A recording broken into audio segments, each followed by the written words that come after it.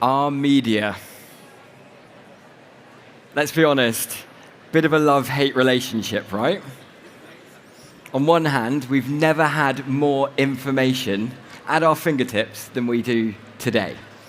And look at the sustainability movement. It's the largest human movement in existence. And that's because of our ability to understand and self-realize complex problems. And the media is a big, big part to play to that. On the other hand, let's be honest, we've never been more divided. We've never been more addicted to our media. And our attention spans are just being completely diluted. And it's leading to an absolute epidemic in mental health.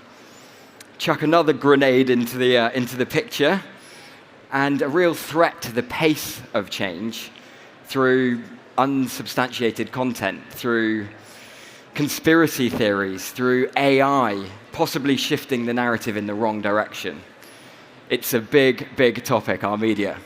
I'm Joss, and I'm going to be your host today. I run a communications agency and consultancy in the UK, in Bristol and in London, and I'm fascinated by communications and media. And we're going to have a really great session introducing lots of different thought leaders in the media space. And ultimately look at the importance of media. So I implore you to put down your phones, put down your social media, try and stay away from those news apps, because there's lots of great nuggets of wisdom. And our first guest is Dewan from CNN. Angela is the international editor for CNN's climate team, and she spearheads the CNN climate coverage internationally and works to tell critical stories on how the global climate crisis impacts our everyday lives.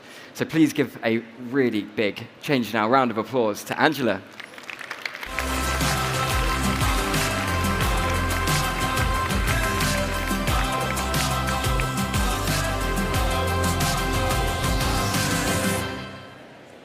Thanks so much, Joss. And it's so wonderful to be here and see so many people here in this session, and to be walking around this room seeing solutions everywhere. It's uplifting, and it's making me feel very hopeful that we have a lot of answers. Optimism is something that I'm always being accused of, and that's because no one expects me, of all people, to be so hopeful. I spend every working hour that I have on the climate crisis, and it's not a cheery story most of the time. That's because I'm CNN's international climate editor. That's why I'm on this topic all the time. And I'm part of a very small but mighty team of journalists who are trying to get millions of people every day engaged on this biggest challenge the world is facing, the climate crisis. And that's all through the power of storytelling. Our job is to find the sharpest takes on the latest climate news and conversation, whether it's something as boring as air quality regulations or something as visually exciting as melting ice in Greenland. I'm convinced if it's important, there's always a way to engage people. Another part of our job is to make sure climate stories feature prominently on all our platforms. We have TV, we have a website, we have an app, social media. And with so much going on in the world, we're gearing up for a US election. There's wars in Ukraine, in Gaza. It's quite a challenge, but we do it every day. And I'm seeing promising results. We have hundreds of correspondents, producers and editors in many parts of the world, and we all work together. We share our expertise with them, they share their expertise with us, all to do what they do best, compelling stories. And some reason I'm optimistic is because I see the data every single day on digital, and I see that people are clicking on climate stories and they're engaging for minutes on end. They're actually quite fascinated with what their future world is going to look like. But I'll confess, even though I'm optimistic, the past 12 months in particular have really tested my cheery outlook. The last 9 months have been the hottest such months on record. Every single day for more than a year has been the hottest such day in our oceans. That's unbelievable. It's unprecedented. The alarms for ecological destruction are ringing so loudly now, the bells are breaking, and the words and the tools we have come up with to describe how bad this is are being tested to their limits. Scientists are now suggesting that we introduce a whole new category to talk about how powerful hurricanes have become. And it's the same for our oceans. There's a whole new threat level for coral bleaching. And we've reported on extreme weather for many, many years, for decades, but the extreme weather as we know it is now more extreme. How do we find the words to say that? How do we talk about this more extreme world? That's our challenge as climate reporters. We need to remind our audience how high the stakes are.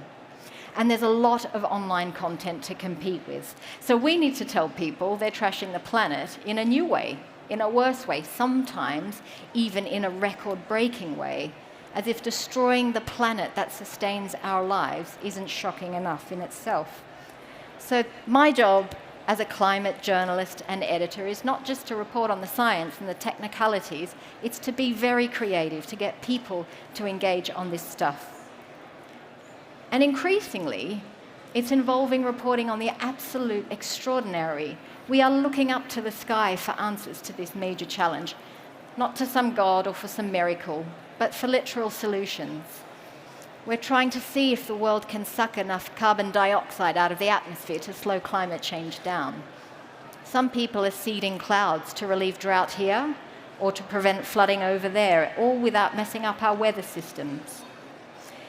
And in some parts of the world, they're experimenting with spraying chemicals into the atmosphere to brighten up clouds, to reflect more solar energy back into space and cool the planet down. I'll be honest, this sci-fi reality sends a shiver down my spine, and it's really tested my cheeriness in recent months. But what is encouraging is I see that our audience is fascinated by this new world. They want to know which of these solutions are going to work, which ones are false, which ones they should trust, and what they should do about it. And another reason I'm optimistic is because we know exactly what the problem is and what the most urgent thing to do is, and that's to cut fossil fuels, to reach net zero by 2050, as the International Energy Agency, based right here in Paris, has suggested. We know that's the way out of this. Yet it still feels subversive to suggest that in some centres of power. We hear governments talking about this, but there's always suggestion of a wiggle room, a little bit of space to let a little bit of more oil and gas going for just that bit longer. And of course, it's fossil fuel companies that are still waging a campaign of misinformation. They have a financial interest in maintaining the status quo. But I get worried a little bit that the media too is not really doing its job sometimes in questioning fossil fuel companies' role. Why weren't fossil fuel companies leading the green transition? They were in the best position to do it. They've chosen not to. They've chosen to keep digging coal, oil and gas out of the ground. We don't question that enough. Instead, we expect fossil fuel companies to act just like any other business, in business interest, and fight to the death to keep selling their products, even though it's destroying the planet. It was Pulitzer Prize-winning journalism that unveiled the way that fossil fuel companies knew all the way back in the 1970s that their product was causing our climate to change in a dangerous way. But they chose not to share that information with anyone. They kept it to themselves. And once the world became savvier about what their products were doing, they launched a campaign of climate denialism, and that was a campaign that would last for decades on end and be incredibly damaging to our planet. Ultimately, journalism and science changed the narrative on all of this and triumphed over denialism, at least in most parts of the world. But increasingly, just like the tobacco industry found new ways of confusing people, the fossil fuel industry is doing the same and is on a road to delay. They want to delay the end of their product. I won't go into the fossil fuel industry's playbook. I think you all know it well. But their message is so strong, it seeps into our newsrooms, it seeps into our governments, our parliaments, board meetings, and sometimes even in your own home, where you might be talking about the next car you want to buy, or whether a heat pump or a boiler should be heating your house. And we're going to hear more positive noises about fossil fuels and combustion engine cars that should stay on the road for longer, perhaps, as we gear up for the US election. And that crucial election comes at an inflection point for the climate crisis. We know that this decade is crucial and will determine how bad this thing gets. Science shows us this is the decade to act. And of course, Depending on how that US election goes, we could be seeing a shake-up of the world order once again. This can mean more instability, and more instability can determine what energy we use, where it gets shipped from, where it goes, how much money, how much focus will be on the climate crisis. It could also determine how much the US drills, and that's incredibly consequential for the planet because the US is the biggest oil producer in the world. More oil in the US is more emissions. It's all connected, and we are all connected. 2024 is a year where we're going to have more than 60 elections around the world. It's huge. And these relationships and powers are going to shift and change. And again, that will have consequences for our energy mix. We see this a lot with Russia. The West has tried to place sanctions on Russian oil, but Russia has still found lucrative markets in other parts of the world for their coal, for their oil, and their gas. It hasn't actually stopped the gas and oil flowing. Because in a certain world, in a certain context, buying oil from Russia, even if wind and solar is economically better for your country, keeping Russia as a partner might suit your purposes in a newly shaped geopolitical world. It's up to climate journalists, journalists in politics, business as well, to keep an eye on this. You, if you're sitting here and you're a journalist, you are the watchdogs of this momentous year. But sometimes I worry that the media really is losing the information battle. I often wonder why we don't simply ask fossil fuel companies, what is your end date? What's your exit strategy? When will you stop drilling and extracting oil and gas? We don't go that far because we accept that they don't have one. We accept that they're looking for ways to stay in business. Why is that? Journalists shouldn't be accepting that. And all this is happening as temperatures just keep rising and rising, as the situation becomes more urgent. I also wonder why so many media outlets, including very reputable ones, keep demonizing climate protesters. Why is throwing soup on a painting so offensive? Is it disproportionate to the situation we're in? Why does it resonate so viscerally to see soup on a Monet, a defacing of art, when it doesn't resonate quite so much when we're destroying the very ecosystems that survive, that let us survive? It's because it's not new, and that's our challenge as journalists. We need to keep people engaged on these things even when they're not new. Even I'm bored of hearing about 1.5 degrees, record-breaking heat, pre-industrial levels. These are boring words. They're important, but they're boring, and they're not what gets people tuned into this very important story. They're very, very easy to tune out of. So what I'd like to do is show you what we're doing in CNN to keep people tuned in. We have millions of people come to our platforms, TV, website, apps, social media, every single day, and we want just some of those millions to stop just for a minute of their day and read about climate change and think about what they can do to affect change in their lives and to affect even bigger change. Our motto is go there, and there's no one who goes there quite as well as our chief climate correspondent, Bill Weir. For a documentary series called The Whole Story recently, he traveled all the way to Antarctica to tell one of those lovely, rare good news stories, the return of the humpback whale. And as part of that documentary, he looked into something as disgusting as whale droppings. But it was a fantastic little part of the documentary because these whale droppings are actually helping phytoplankton in Antarctica to thrive. And I didn't know this until I saw this documentary. Phytoplankton provides half the world's oxygen. Phytoplankton can absorb 4 times the amount of carbon dioxide as the Amazon's rainforest. It's incredibly important. So let's take a look at Bill Weir in Antarctica and see what he got up to. And then they hit the jackpot. Oh, we got poo? Whale stool sample. Nice. You got a good chunk or you want some more? That should be plenty. Look at that. That's the gold. That's the gold. That is the gold. Joe, we have to see. We have to see. New science finds that when it comes to Earth repair, whale poo has massive value. You see, when whalers wiped out 95% of the baleen whales, we lost the planet's biggest fertilizer pumps.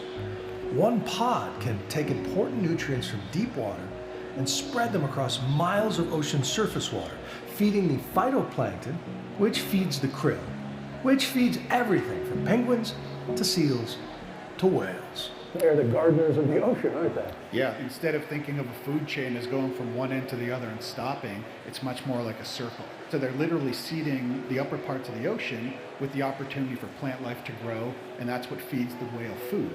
So you're right, in a sense, they're basically farmers. They're recycling nutrients. There's more food available to them the more they're around.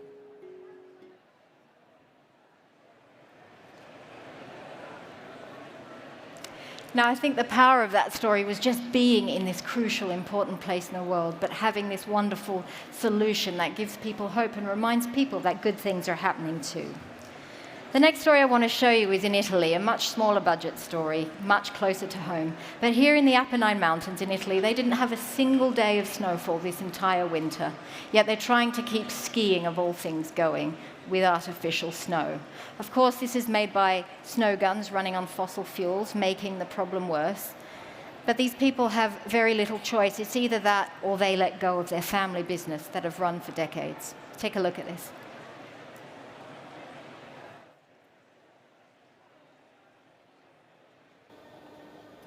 These mountains in central Italy used to be a favorite spot for local skiers. Now the area looks more like a February barren, is supposed muddy to be the wasteland. biggest and busiest month here at February Campo is supposed Felice to be Ski the Resort biggest in the and Apennine busiest Mountains month here in at central Campo Italy. Felice Ski Not this Resort year. in the As you Apennine see Mountains behind in me, all central of these Italy, mountains that are not brown this year. are supposed As to you be see covered behind with me, all of snow. these mountains that This are year brown instead, are there just supposed to be hasn't covered been with the snow. The only snow This you year see instead, here there just was made hasn't with been artificial the snow. The only machines. snow you see here was made with artificial snow machines. The human-caused climate crisis has resulted in snow loss across the northern hemisphere.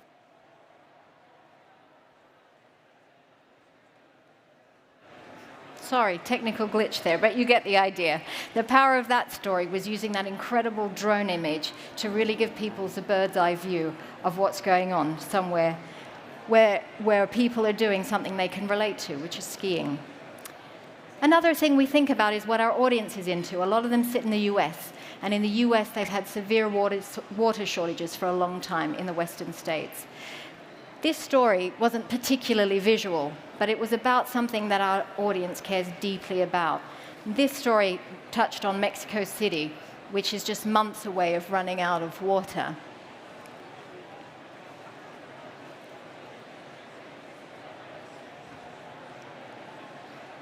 But when we do want our stories to be more visual, we have a fantastic visuals team and photo team and video team that make that happen. Some other colleagues of mine visited Iceland not long ago, and they talked about sea level drop. We always talk about sea level rise, but in some parts of the world, the sea levels are dropping.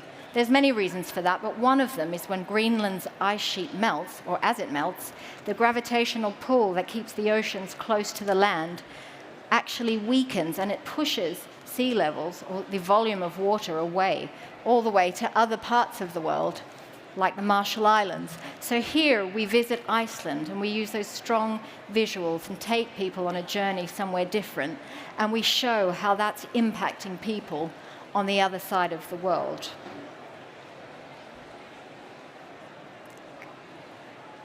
Ultimately, this story is really just about sea level rise. It's basic science, but we use interesting ways to get people to engage on what we already know.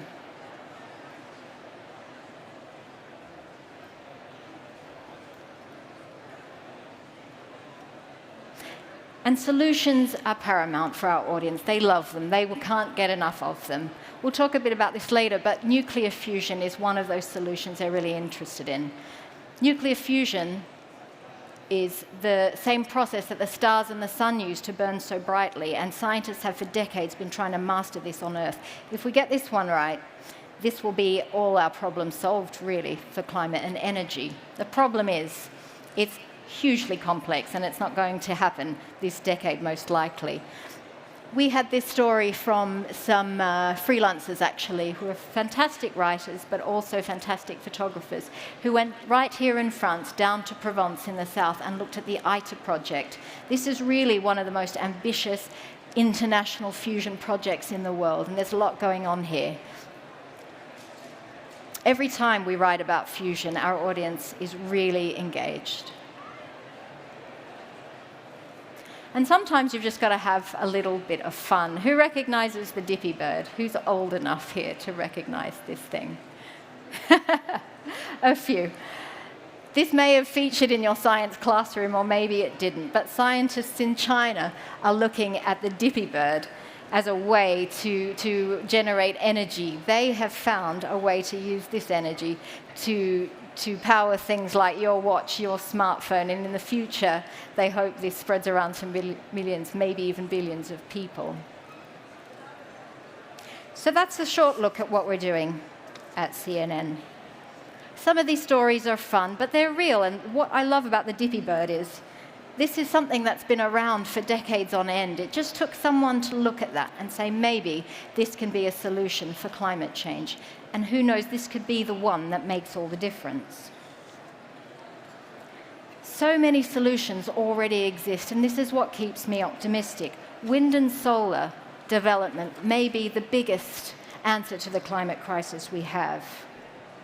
The question is, are we going to get them in place in big enough volumes before it's too late? And the thing that makes me feel most optimistic really is people like you. We're here in this place where I'm told there are 1,000 solutions. That's really an extraordinary thing. And even though we have wind and solar, which is such a big part of the answer, we don't have the answers on how to store it properly. We don't have the answers yet on how to transmit it. And I'm really hoping that those solutions are here. We have EVs, but the batteries are still quite dirty to make. How can we take that technology forward? That's what events like this are all about. And if there are 1,000 solutions here under this roof, there must be 1,000 solutions under another roof and 1,000 somewhere else in the world. And with that many people moving in the same direction, with that many answers, I think is an undeniable cause for optimism. Thank you. Just before you go, I have to ask a question. Yes, please do. So the 6th IPCC report showed the importance of journalists and media.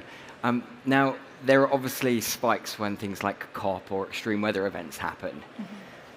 What is your perspective on the strategies from the media perspective to keep these narratives not just there for those spikes, but at the top of headlines consistently?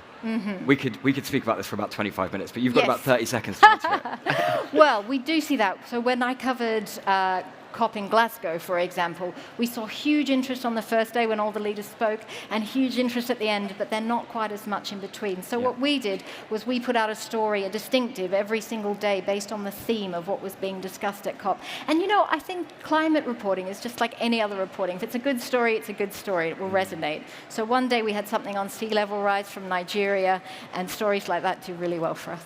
Interesting stuff. Well, thank you so much. Round of applause for Angela. Thanks, everyone. Thank you. Thanks. Fascinating stuff. And now for the next 25 minutes, we're going to have 4 changemakers across the impact space. We've got some really brilliant perspectives on communications, engagement, and media. So please welcome to the stage Valy from Econox Laos, Qiyun from the Weird and Wild, Ava from QuotaClimat, and Aude from 2050 Now.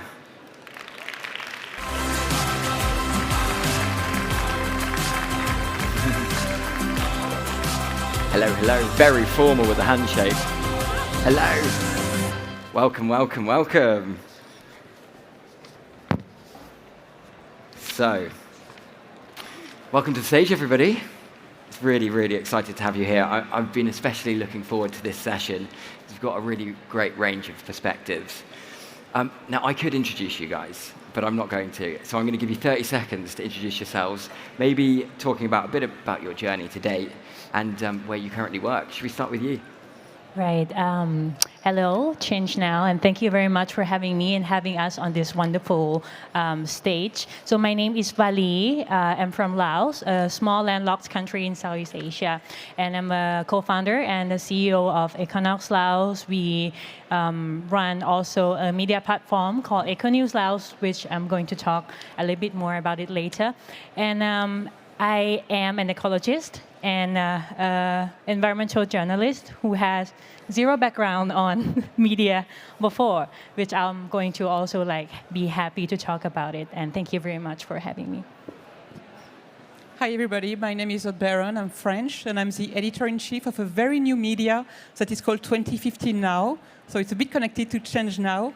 And it's a video media dedicated to ecological transition, and we are going to focus on solutions, on what is known, that is science, and what is being done, that is through the company, so that we can inspire people and help them to act. Hi, my name is Qiyun. I'm from Singapore, so also from Southeast Asia. I run an Instagram account called The Weird and Wild. I don't have my visuals here, but if you go on Instagram and search The Weird and Wild, there's a visual preview of the work that I do. My background is in environmental science, but I believe in using visuals, colors, and really just social media to talk about climate issues in a way that explains the complexity so that we're not trying to oversimplify the issues, but also show what Southeast Asia is going to face from climate change and also what we can offer when it comes to solutions. So yeah, very excited. I'm a self-taught illustrator, so everything that you see online is what I picked up on YouTube and from other inspirations online, and I'm very excited to be here. And you've got some very cool stickers as well to give around to people. Yes. So. Hello everyone, my name is Morel, I'm French, and I co-founded the NGO QuotaClimat that works on improving but also increasing the media coverage of climate-related issues because we see the direct link between political action, citizen action, and the action of companies and the way media talk about climate. So this is why we do what we do. Nice. Well, we've got some fans in the audience. Look, the science is clear. We know what the problems are. We know what our global challenges are. Do you think the quality of communications from the media reflects the severity of the problem? Maybe we can start with you, Eva. Yeah, so the short answer is no, it absolutely doesn't. I think the first problem we see in the media is that the journalists tend to fail to make the link between what we see, the consequences of the climate crisis, of global warming, meaning the floodings, heat waves, storms, and the causes of what is going on. And because we tend to fail to see the link, people don't understand and don't perceive the solutions at every levels, so at individual levels, but also as political leaders, economic leaders. And so the first issue for us would be to explain more directly what's going on, to make the logical links between causes, consequences, and solutions. The second thing I would like to emphasize is maybe to less depict the global warming issue as distant from us. So we see in general media a lot of images portraying the consequences of the crisis as really dehumanized. For example, we have this common image of the white bear on its high flow. It's very distant, and it doesn't represent the vast spectrum of consequences we're going to face, and we're already facing in every territory on the planet. So I think it's important to link the climate crisis to everyone's everyday life, to make people want to act at their level. And maybe the last thing I would like to emphasize as a problem that's really prevalent in the media is that we tend to give speech, to give a voice and visibility to interest representatives and polemists instead of experts and activists, for example, that have the common good at heart. And that's a problem because we overemphasize their voice and we tend to perceive them as neutral, where they're not neutral, in fact. They're defending really really detrimental to the climate crisis interests. And so this is why we try to work on that subject. And Valy, there's not many polar bears in Laos. Yeah. So what is media coverage like there, and do you kind of agree with that statement? Right, for sure. I think I agree with Eva on that. And especially, I want to share this because when we first started, I think we published one articles about plastic waste. And, we feature these photos of the sea turtles being, impacted by these plastic waste, plastic straws. And then we spotted some comments of our youth saying, see, this is the problem that you're using plastic straw, and he tagged his friend. And then the friend came and answered but we are a landlocked country. Why should I care about it? I think that's important as well, and it reflects so much about how people in Laos and also especially the young ones, have this understanding, the knowledge about the climate change, plastic crisis, and more. And I think that's also why we would love to focus more on the, like simplifying also science into something that is more concise, easy to access, and attractive, I would say, especially for the young people, young generation to be more involved in this topic, because, for example, even though we are a landlocked country, but the Mekong River that flows from the very north to the very south of the country is one of the top 10 most polluted river that dump plastic waste into the ocean every year. So that's also one of the facts, that we try to push out there to educate people more about this, that we are not isolated from the world, we are a part of the planet. Yeah, that out of sight, out of mind problem is definitely at the heart of this. Well, Aude, I'm interested to know, do you think that we're getting desensitized to these important issues from the media? It's not only about media, it's also about the consumption of the media. And what we observe is that there is a trend. People, especially the youth, the 18, 24 years old, they tend to inform themselves more and more through social media, through TikTok. So the consequence is that there might be a confusion between content creation and information, another confusion between opinion and facts. And this is where we have a key role, and we need to be present, to be there, to show people that there is a huge difference, as Eva was saying, between polemists and journalists. So that's a major challenge, and honestly, we are not perfect. And if young, they tend to consume more information on TikTok, there is obviously a reason, and we have a huge questioning for ourselves. Very interesting. Look, this climate movement is all doomism. It's academic. It's full of fear. It's just sometimes a bit dull as well. Qiyun, how do we make it more interesting? How do we make it less boring? Yeah, for me, I chose social media because it was precisely where myself and a lot of my peers were getting information.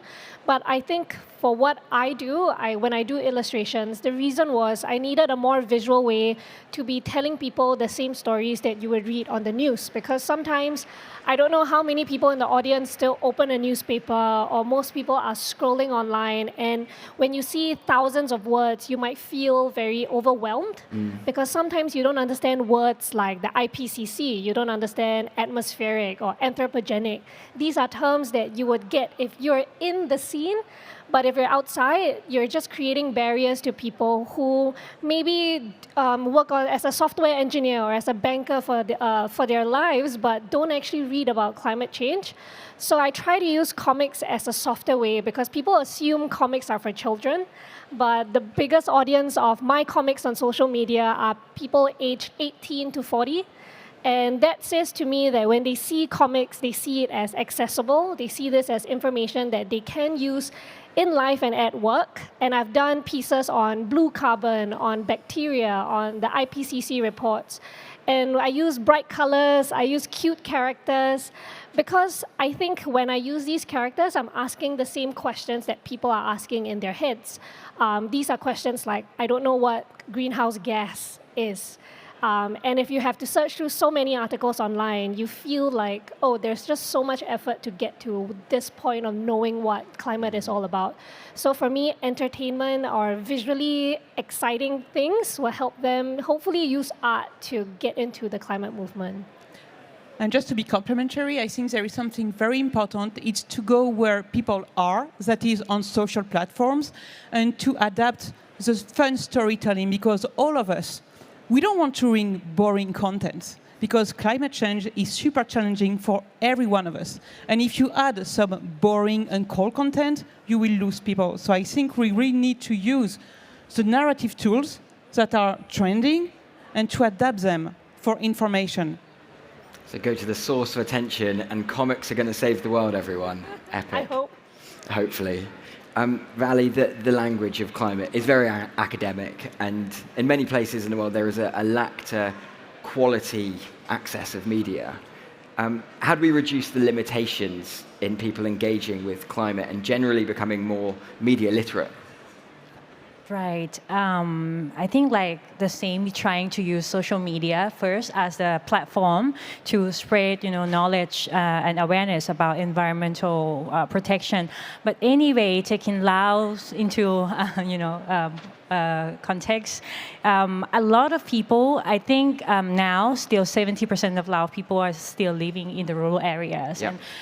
But they're being the one who being impacted most from the climate change and like all of these environmental problems. So what we do is that not just only Econews, we are a part of environmental education alliance in Laos, and we work also on developing media and communication tools and materials to help on these projects of the outreach to the people in the rural area. So we use media, different kind of medias, such as the community radio, even short films that would engage the people in the rural to understand more about climate change. Because to be honest, we have this Lao word called "lok hon," meaning like hot world, and people just hear about it, but not really understanding, and they do not aware much as well of why this is happening in the world and how they are going to be affected by it, because most of them are still relying on the nature to live. Yeah. Right. And because it's really interesting, we obviously have a large-scale increase in conservation globally, but often things like large-scale rewilding isn't funded locally.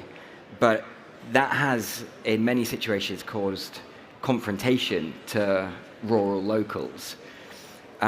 How do we get different people to engage with media locally in those rural areas and make sure that the efforts from a wider perspective of conservation are being understood and then engaged with locals so that there isn't friction?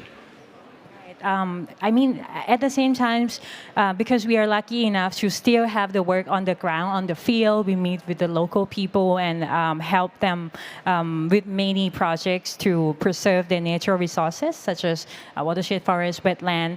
And with that, we also try to portray these to the world by, capturing and interviewing also the local people, have them say about what's, they're facing in their daily life, trying to survive, fighting, wildlife or even non-timber forest product to feed their family. So I think that's also something valuable. Yeah. And we want the world to also see what's going on in the rural of Laos and how they are being affected through our platform as well. So make it matter to them. Yeah, and just one more thing I wanted to add, being in Laos, a socialist country with less, with limitation of the freedom of speech, Econews, it's also interesting that Econews is using different communication methods to kind of get the information out there and influence the decision makers to take action. Like in Laos, we cannot really point the finger that, why you're not tackling this problem? We're going to be in jail. We're going to be locked up.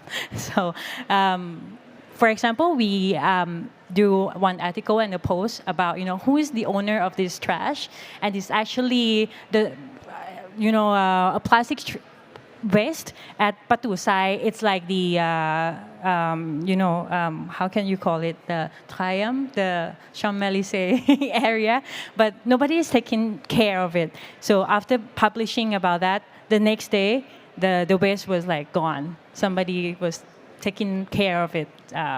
So just an example of how using media in Laos in the right way would also push changes, apart from being able to directly say to the government. Yeah, really interesting. I wanted to add on because exactly what Valy said, Southeast Asia activism and advocacy just looks very different from elsewhere, where you're not holding signs, you're not protesting because it becomes dangerous or it's illegal. And the media or social media becomes a way to democratize a lot of the information that can go out there. When you are talking about certain things that might be unpalatable, the first thing is I know that my audience will not take a picture of me holding a sign very well compared to me saying the exact same thing but with a green blob that says it instead of me. So if I say, hey, this is the trajectory of my country when it comes to hitting the net zero, this is what the UN says, and I show you the difference, you're more likely to then ask questions on why is it so, rather than if I tell you, look at the gap, because they don't take well to that kind of messaging. So I see even things like visuals or alternative forms of communications, and tweaking our message requires also a lot of contextual understanding. And for me in Singapore, I've also thought about how not everyone speaks English, and I know some of us here are not native English speakers. So making sure that content is adaptable to other languages would also be important when it comes to reaching more people. Well, that's really interesting, because you have this very rare ability to have both sides of the brain, which are both kind of artistic as well as technical and academic. As someone who's fascinated by that intersection of climate technology and communications, as well as having a very rich ability to do visual storytelling, is there a balance needed to make sure that we don't simplify the message too much, to make sure that there's mass engagement, but we almost don't go in depth enough on the actual message itself? Do you have that balance? Yeah, I think you hit the nail right on the head, because when I talk about something like anthropogenic, I make sure Instagram only limits us to 10 slides, which means I have to decide, okay, I have a cover image, where do I want to place my attention on? And I know that not everyone understands something like what is anthropogenic climate change. So maybe I need to set the second page to be, okay, before you read the rest of this post, this is what you need to first understand. But it's also the kind of thing where you need to also think about whether this piece of content can be split into 4 or 5 pieces.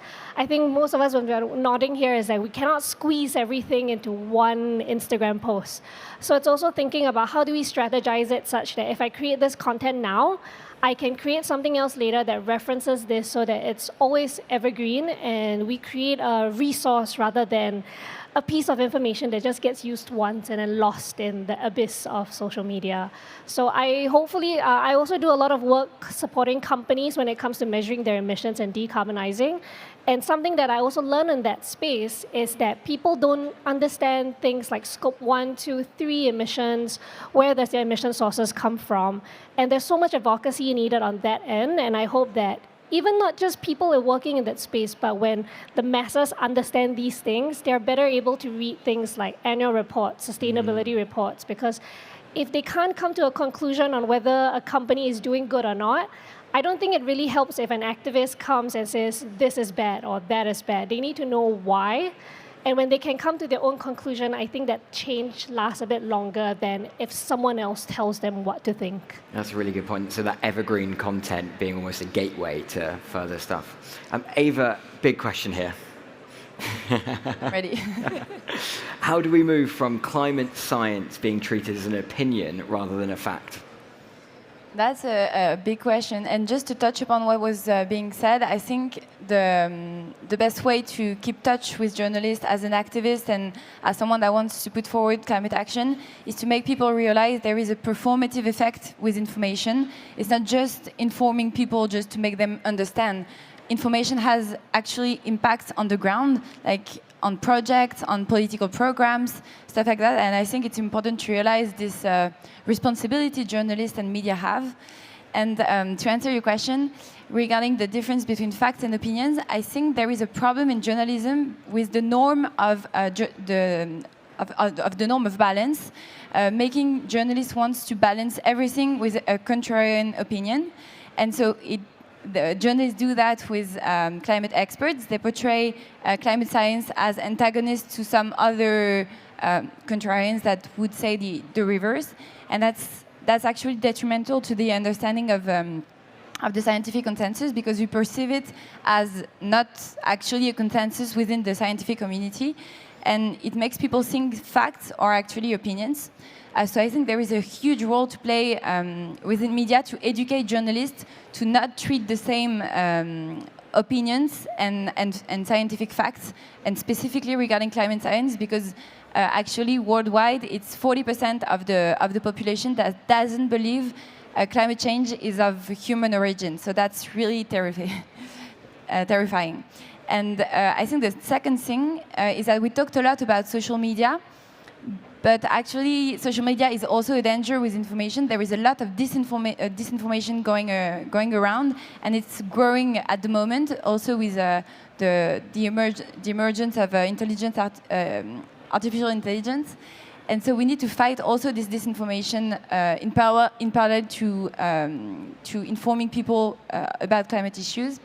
And so there is a need to build also this consensus regarding the fact of creating a regulatory framework surrounding climate disinformation.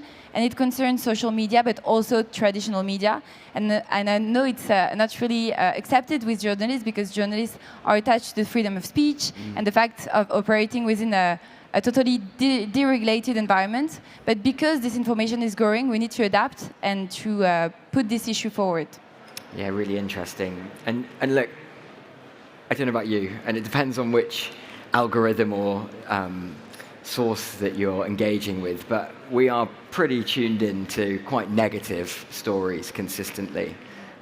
Aude, do you believe there's a genuine appetite for us as citizens to engage with that more positive, hope-driven story, or are we more trained to negative narratives now?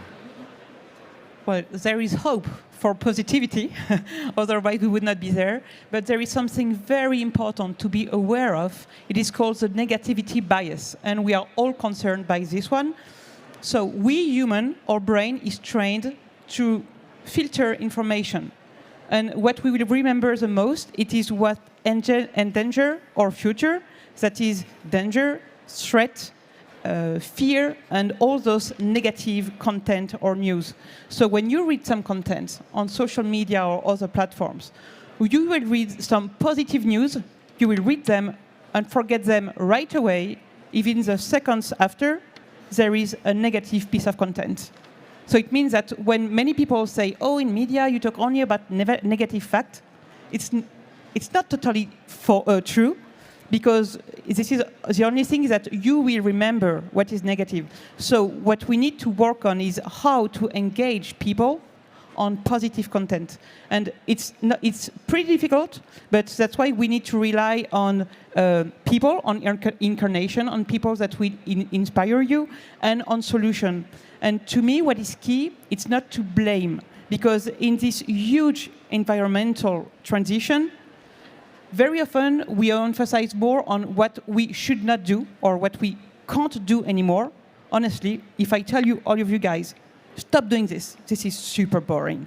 But if I tell you, you can do this, that will be better, there you want to go in this path. So, and that's why, well, I hope we are going to try, because we were only born 3 weeks ago, but we are going to try to share solutions, what is known, what is done. And all of you here, maybe we'll have contact later, because if we show what is done, that's a great inspiration, and it's much easier to follow someone rather than to be a pioneer and open your own path. And what is next for 2050 now? I know you just launched, you probably want to get as many people here to engage with it. What's next? What's next for 2050 now? Oh, for 2050. Keep growing. No, what's next is to find the right balance and to show I think the right balance, so that we show people what is being done at large scale, because this is a worldwide issue, and also at individual scale. And I think the balance between both is really key. Brilliant. Well, look, we've just had a little notification there saying that we're running out of time. So I'm going to have to ask one last question, unfortunately. I think we could have talked for hours and hours. But have you got any tips for people in the audience to better engage with media and almost get closer to better informative content? Should we start at the end? Yeah, I would say to try and diversify the maximum you can your sources of information, because nowadays people consume between 5 and 10 sources of information, and it's actually quite low to get out of our bubbles and to understand the diversity of what people are thinking about climate change. And that's critical in understanding why people are acting, for some groups of people who are, and why people are blocking at some stage, and try and unlock those obstacles. I think I totally agree with that. And one thing that I will do on my platform right after this, if you're already on it, is that there's so much context in Southeast Asia that's very different when it comes to understanding sustainability and climate. And there are so many content creators and journalists from our region that is doing great work trying to spread this information. So if you could diversify the media that you're consuming and also the people that are producing content, I think that's the biggest. And the next thing is that this is an area, science communications, that is very much underfunded in Southeast Asia. It's very new, and we need more people putting money to support people creating this content so that we constantly get a fresh new perspective on what's going on in the world. And I would say, on my perspective, just make a break. When you are on social platforms, if you see something that strikes your brain, just, rather than going on to other content, think about it. And as we were saying a few minutes ago, rather than being, on your negativity bias, just try, to integrate that what you've just read, what you've just seen, can be positive. I totally agree with all, but I just want to add in a little bit, like in Econews, we are also having fun with experimenting different kinds of, using communications and medias. And I think nowadays with everybody have, media, the power to post, to share in your hands, you can make changes by, sharing about the problems, about solutions that you care and about, and for your community to be more aware of. And I think it's simple. I mean, if you are not on social media, this year we also experiment with, board games, using arts for conservation, podcasts, and more. So I think explore your interest and what is right for you. You can use that to also educate yourself and the people in your community. If your parents, you can also use card game, flashcards for your next generation to be more aware about the problem, about wildlife, for example. Yeah, I think it's very fun to play in the media, playground, and I'm happy to continue further. Brilliant. Well, thank you so much. And look, clearly the time is ticking. Clearly communications is at the heart of making change happen. Let's go to where the attention is. Let's make the credible information creative, and let's diversify the media that we consume. Thank you so much, everybody. Let's give a round of applause. Thank you.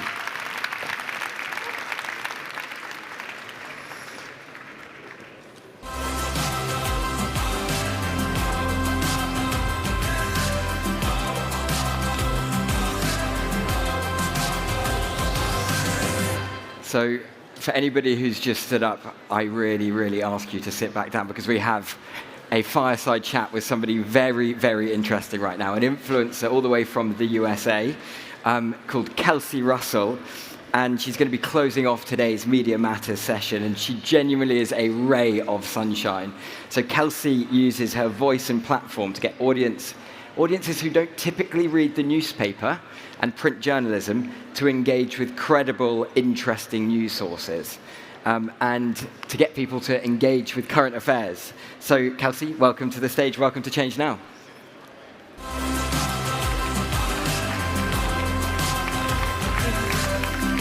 Hi. How are you? Bring it in. Good. Welcome. You're going to come sit over here. Oh, they told me to sit in the center. There we go. Perfect. Hello, welcome. I'm doing bad, thank you. Nice. You've come all the way over from the USA. I did. Now, I think in a moment we're going to show a clip from your TikTok, which is going to be very interesting. But ahead of then, maybe in 30 seconds, can you talk to us about what media literacy content is and how you got into it? Sure. So I am a TikTok creator where I read different forms of print media every single day on my TikTok. Typically newspapers, magazines, and I use print media as a vehicle to help Gen Z understand it's a great way to promote our natural curiosity, it's a great way to become more media literate, and also own your agency over attention, because we don't anymore with algorithms. Really interesting. If we can play the clip, I would absolutely love to show it now. Sure. I got a subscription to the Sunday New York Times physical copy for my birthday, And I think that bad Gen Z biddies should read the newspaper. And in order to bring back the newspaper, I'm going to literally document every day what I learned. Mind you, this is all going to be from the same Sunday paper, okay? What, this morning, I know these kids in Syria was just stepping on bombs. We got to do something. But I don't know if we can do something, you know, because Russia is Syria. But then how about the United States? But it's in the same bombs that we were condemning the Syria for using to the Ukraine. It's so hypocritical.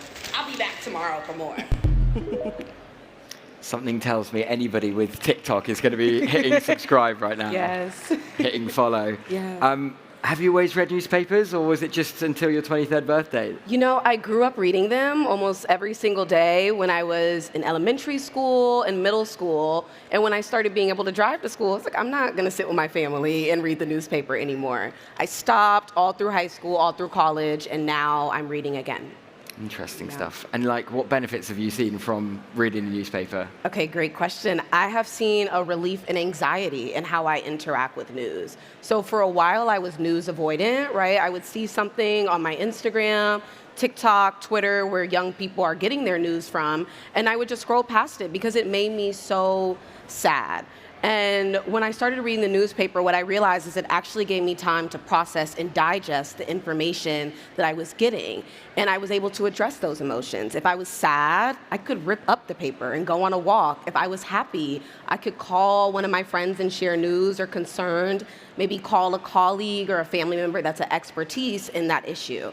So it's allowed me to actually process my emotions when I'm reading newspapers. Yeah, really, really interesting. And because we've just got content everywhere all at once, at the tips of our fingers, I can imagine that it is a bit of an overwhelming thing. But do you almost see people engaged differently with mobile devices versus print newspaper? Oh, absolutely. I mean, think about it. When you're scrolling, you'll see a horrific image of genocide, a devastating image of climate change, and in between are your friends on a trip you didn't get invited to. And then your family is bombarding you with calls and texts. It's way too much for your brain to process. So I realize when people interact with news on their phone, they become much more reactive, much more defensive to what they're seeing versus curious about what they're seeing. Why are they reading it? How can they participate if they want to? So that's what I've noticed. Have you got like a specific like audience demographic on your channel or not?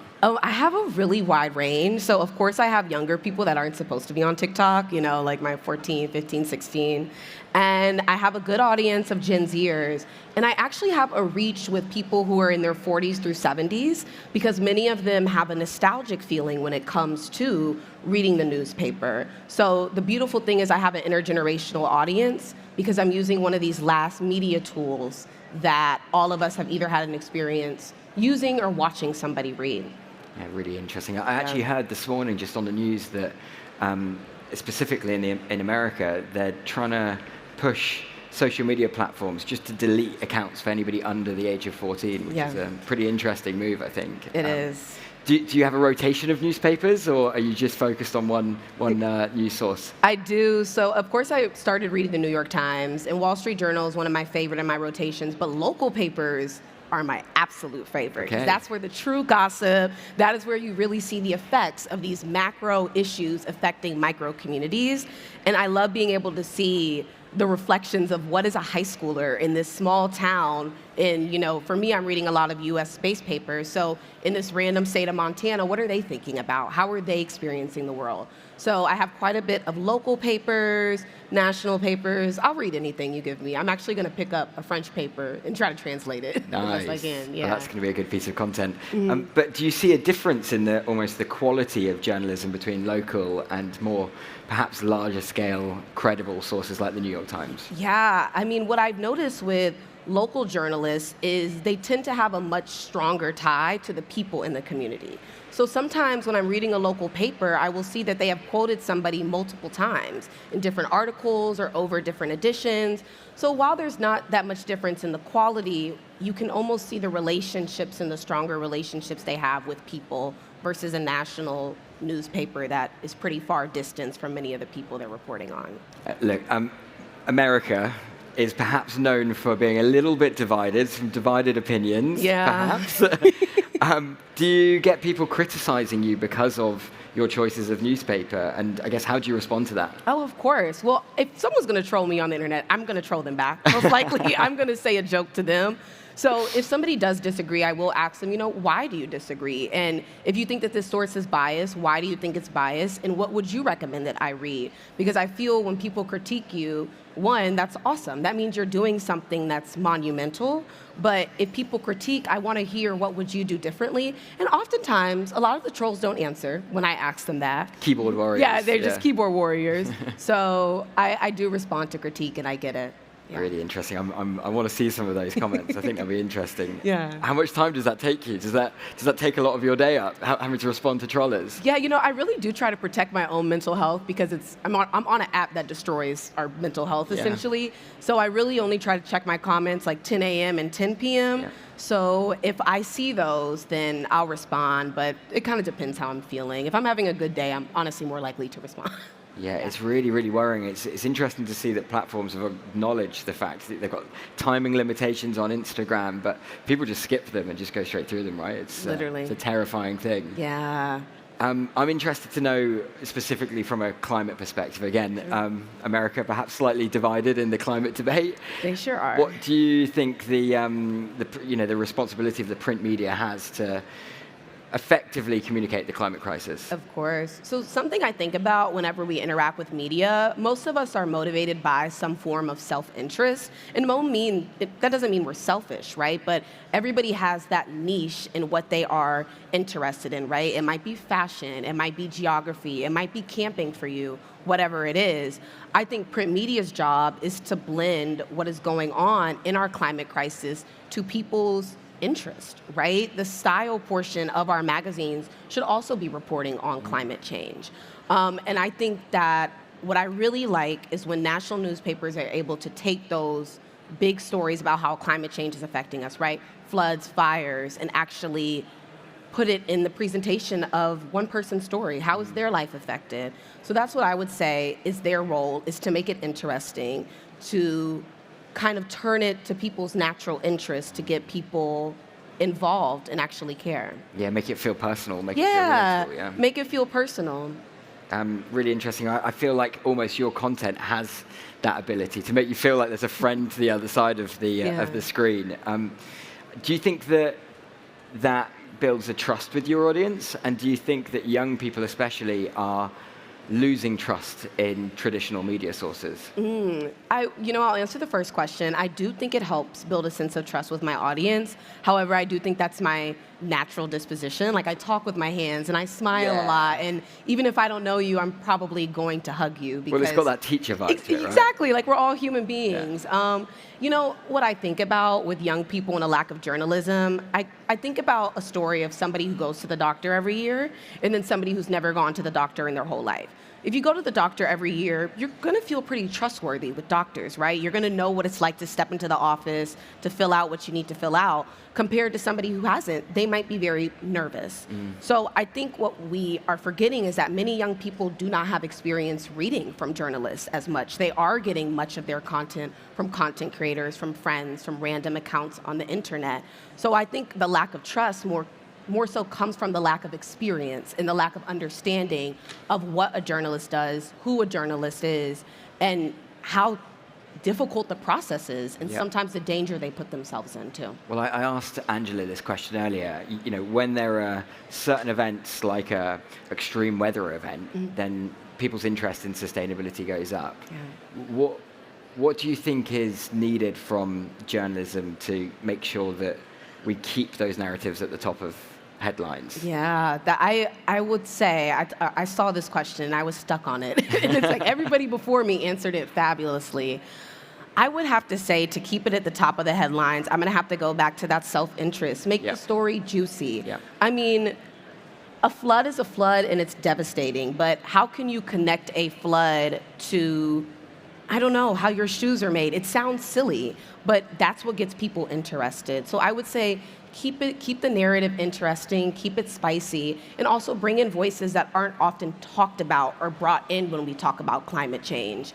And that's for more so a question for everybody, right? Everybody has a different experience with who they're talking to, who they interact with in media, but whose voices have we not heard from when it comes to climate change, and how can we include theirs? Yeah, I think that's like applicable for businesses as well, right? Exactly. They can make it personal, and it suddenly makes it more interesting. Yeah. You mentioned that you check your notifications at specific times of the day, and you've also mentioned that print media has actually helped ease anxiety. Absolutely. But how do we strike that balance between being informed and not feeling completely overwhelmed by these narratives? Yeah, bring it in person. That's one thing. If you keep everything on your phone, if you are commenting, if you are sending it to your friends, our phones are essentially matrices for anxiety. So instead of texting somebody about it, call somebody, invite them to lunch, invite them to breakfast, and talk about what made you feel anxious when you read the news. It sounds simple and it sounds corny, but it's true. That's what I would say. And also, take care of yourself, all in the same instance, right? If you read a sad story, maybe read a funny story after. Maybe go to the comic section of the newspaper.